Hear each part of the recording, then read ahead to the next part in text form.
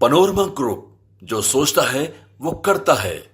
RCP Singh जब से नीतीश कुमार से अलग हुए थे तब से ये चर्चा जोरों पर थी कि नीतीश कुमार के सबसे करीबियों में से कहा जाता है कि नीतीश कुमार के राजदारों में से एक आरसीपी सिंह के जाने से नीतीश कुमार को ज़बरदस्त राजनीतिक घाटा हो सकता है।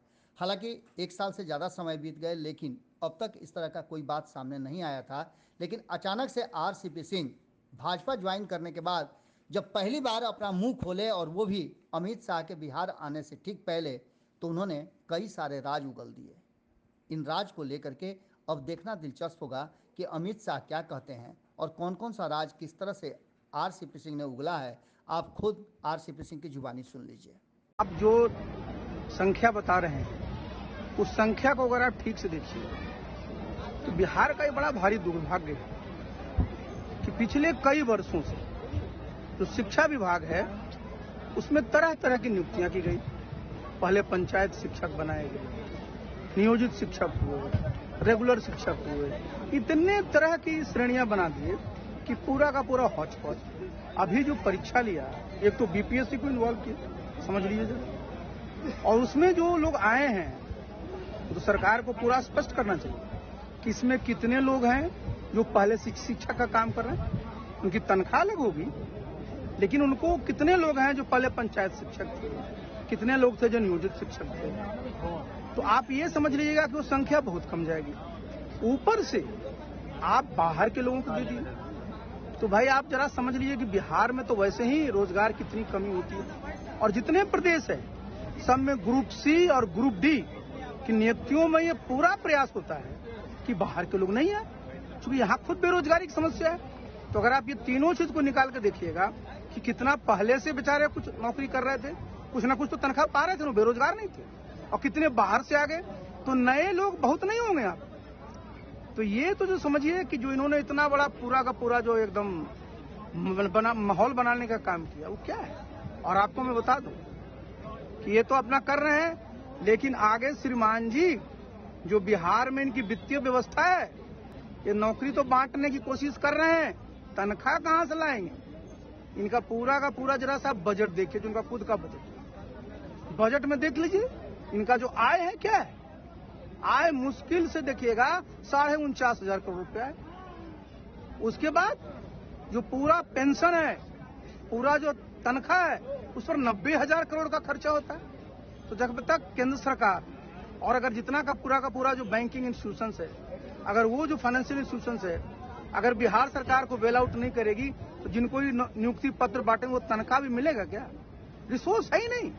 33 साल से दोनों भाई सत्ता में, जरा पूछिए कि बिहार में कैसे जो है संसाधन बढ़े, कोई प्रयास किया। बल्कि इन्होंने तो ये जो शराब नीति लाई, 25,000 करोड़ का रुपया का जो आज लाभ होता, उससे जो आय होती वो भी खत्म। आज वो 25,000 करोड़ रुपया होता तो कई योजनाएं चल सकती थी। लेकिन आप सब जानते हैं बिहार में शराब तो बंदी जो है बिल्कुल कागज पर है, जमीन पर तो पूरी तरह से फेल है, होम डिलीवरी है। तो बिहार का तो नुकसान बहुत तरह से हुआ संसाधन के मामले में। तो प्रधानमंत्री बनाने के लिए सपोर्ट किया जा रहा है राहुल गांधी को, और उसके बाद जो नीतीश कुमार के किनारे किया जाए, उसको क्या करें। देखिए एक बात जरा जान लीजिए, आज भारतवर्ष में प्रधानमंत्री का जो पद है वो खाली तो है नहीं। आदरणीय नरेंद्र मोदी जी प्रधानमंत्री हैं। 2024 में चुनाव होने जा रहा है। आदरणीय नरेंद्र मोदी जी के नेतृत्व में एनडीए पूरी मजबूती के साथ चलेगा। प्रधानमंत्री जी ने जो काम किया है, देश की जिस प्रकार की आज आर्थिक स्थिति है, जिस प्रकार का इंफ्रास्ट्रक्चर में काम हुआ है, फिर से वही प्रधानमंत्री बनेंगे। तो एक तरफ तो एनडीए है जहां एकजुटता है, और दूसरी तरफ 26 दल। और आपने देखा ना अभी जो चुनाव हो रहा है विधानसभा में, आप चले जाइए मध्य प्रदेश में, कांग्रेस भी लड़ रही है, समाजवादी पार्टी भी लड़ रही है, आम आदमी पार्टी भी लड़ रही है, नीतीश बाबू भी लड़ रहे हैं। तो भाई जरा समझ लीजिए कि ये लोग जो हैं जब विधानसभा में एकजुट नहीं होते हैं, किसी प्रकार का त्याग का जो है इनमें भावना नहीं है, तो कहां से ये आगे चल करके जो एकजुट होकर के प्रधानमंत्री जी के नेतृत्व को चुनौती दे पाएंगे। ये तो देखिए बैठे हुए ये लोग कुछ न कुछ कवायद चलाते रहते हैं, और महीनों से वो भी नहीं हो रहा। नीतीश जी ने कांग्रेस को नाराजगी जाहिर की है कि इंडिया गठबंधन की कोई मतलब नहीं हुई। देखिए इस पर मैं क्या कहूं, तो कांग्रेस वाले जवाब हैं, लेकिन बिहार में नीतीश बाबू की सरकार है, नेतृत्व में सरकार है। कांग्रेस के भी 19 विधायक हैं, आप समझ लीजिए। तो भाई नीतीश बाबू कह रहे थे कि मैं सभी को इकट्ठा करना चाहता हूं, मुझे पद की कोई मैंने समझिए इच्छा नहीं है। आपको तब समझ में आ गया होगा ना कि पटना में काहे इनिशिएटिव लिए कि सबको साथ लाएं, माहौल बनाएं और कांग्रेस वाले मान ले कि यही नेता है। तो कांग्रेस पार्टी की साहब उनका अभी आज भी देख लीजिए, लोकसभा में 54 उनका एमपी है, कई प्रदेशों में उनकी सरकार है, इनका नेतृत्व को कहां से माने। लेकिन नीतीश बाबू को लगता है कि भाई लोग मान ले तो कौन मानेगा जी। पटेल जयंती का कार्यक्रम क्या यानी संदेश देना चाहते हैं? संदेश देना ये चाहते हैं कि देखिए सरदार पटेल ने किस प्रकार से जो हमारा भारतवर्ष 565 से ज्यादा रियासतों में बटा हुआ उसको एकजुट कर करके आज भारतवर्ष का जो नक्शा है उसको दिया है। तो लोगों को पता होना चाहिए कि क्या कौन कि भारत के इतिहास में पहली बार ऐसा हुआ। लोगों को बताना पड़ेगा कि सरदार पटेल ने किया।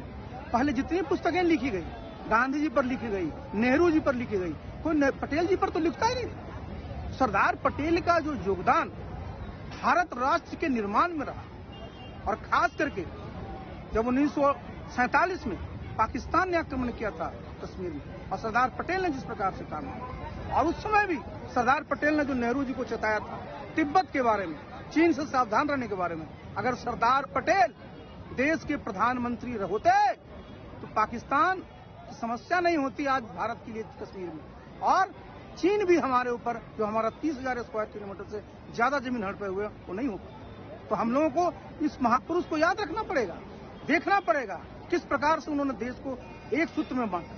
सर, आजादी के 76 वर्ष बाद भी बिहार की शिक्षा व्यवस्था में सुधार नहीं है। कहीं पे स्कूलों में व्यवस्थाएं ठीक नहीं है, कहीं पे जाने के लिए सड़कें नहीं है, तो कहीं केबल बेंच नहीं है। जबकि प्राचीन समय में यहाँ नालंदा यूनिवर्सिटी, विक्रमशिला यूनिवर्सिटी जैसे यहाँ विश्वविद्यालय थे, जो कि विदेशों से लोग यहाँ आते थे पढ़ने के लिए। बट आज आजादी के 76 वर्ष बाद भी क्यों नहीं है? यही तो मैं जरा समझिए, मैं सब लोगों को ये कह रहा हूँ ना कि जरा सोच लीजिए कि जहाँ हम लोग आज हैं, नालंदा में हैं, 10,000 विद्यार्थी थे, कई देशों से आते थे, 2,500 प्रोफेसर थे, और आज बिहार में क्या हाल है देखिए, जरा समझिए। बिहार में जो हमारे बच्चे हैं, बच्चियां हैं, अगर उनका मेंटल लेवल देखिएगा IQ, तो भारतवर्ष में सबसे अच्छा है। लेकिन शिक्षा व्यवस्था जिस प्रकार की होनी चाहिए, मैं आपके सामने बैठा हुआ, मैं तो गांव में पढ़ा था, गांव में पढ़ा, हाई स्कूल तक पढ़ा।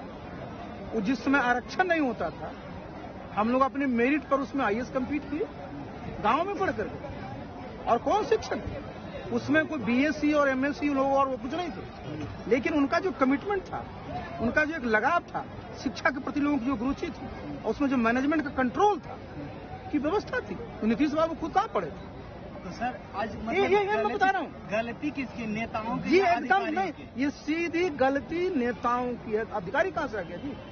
अधिकारी का काम है जो आप नीति बनाएगा उसको लागू करना। अब शिक्षा में तो मैंने बताया ना कि दो भाई तो हैं। एक भाई जब मुख्यमंत्री उनकी पत्नी थी तो बोला पंचायत शिक्षक बना दो, दूसरे भाई आए तो नियोजित शिक्षक बना दो, और इतने वर्षों के बाद इनको ज्ञान हुआ कि नहीं, अब जो है इनको रेगुलर करना चाहिए। जो आज हो रहा है ये शुरू से होना चाहिए था।